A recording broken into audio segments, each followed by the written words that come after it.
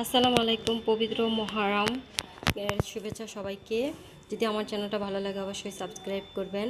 আর আমি আজকে আরবি স্টাইলের মুরগির রেসিপি নিয়ে আসলাম।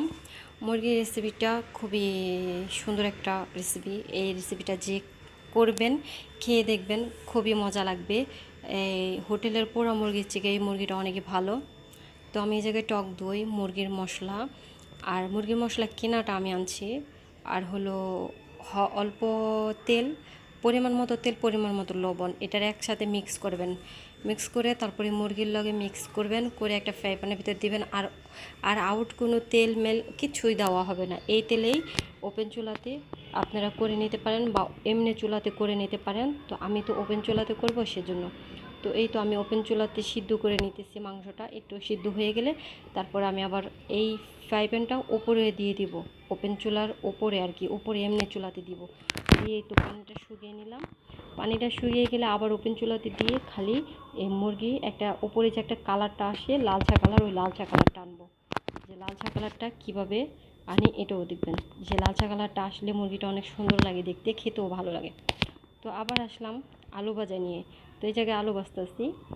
তো মুরগির সাথে আজকে থাকবে আলু ভাজা।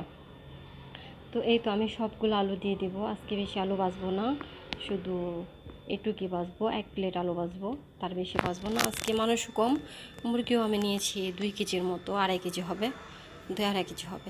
তো এই তো দেখেন আমার মুরগির কালারটা কত সুন্দর হয়ে গিয়েছে, যে দেখলে খেতে ইচ্ছা করবে এমন একটা কালার এসে পড়েছে। তো আমি আর একটু কালার করে নিব, আর একটু মচমচে করে নিব, হালকা মচমচা। এত মচমচা করলে মুরগি ভালো লাগে না, তাহলে শক্ত হয়ে যায়। আর টক দই দেওয়া আছে, মুরগিটা শক্ত হবে না, অবশ্যই ডাললে সফট থাকবে সবসময়। তো এই তো এখন সব কিছু শেষ হলে খাবার পালা। তো আমি তো যে জায়গায় আছি এই জায়গায়, সব জায়গায় তো এখন মহরম, পবিত্র মহরমের শুভেচ্ছা সবাইকে। আর মহরমের ভিতরে মহরমের রোজা রাখে মানুষে অনেকেই, তাই না? আমিও তো রোজা রাখবো অবশ্যই, আল্লাহ যদি বাঁচিয়ে রাখে। তাহলেই তো আমার মুরগিটা হয়ে গিয়েছে, এখন আলুটা হইতাছে। তো আলুটা হয়ে গেলে তো এখন খাবারের পালা, খাবার খাবো। দেখে যাক কি কে কতটুকু খেতে পারে। তো এই তো আরবে দেশে এটা হলো রুটি। আরবি দেশে অনেক রুটি আছে, খালি শুধু এই রুটিটা না, অনেক পদের রুটি আছে এই জায়গায়। আর সব রুটি মজা লাগে, কোনোটা এমন না যে ভালো লাগে না। তো আমার আলু ভাজা হয়ে গেছে, মুরগিটা হয়ে গেছে। তারপরে যে ছোটো একটা প্লেটে দেখছেন এই সাদা, ওটা হলো রসুন পেস্ট দিয়ে আমি একটা সস বানাইছি মুরগির জন্য। এই সসটা খুবই মজা মুরগির জন্য।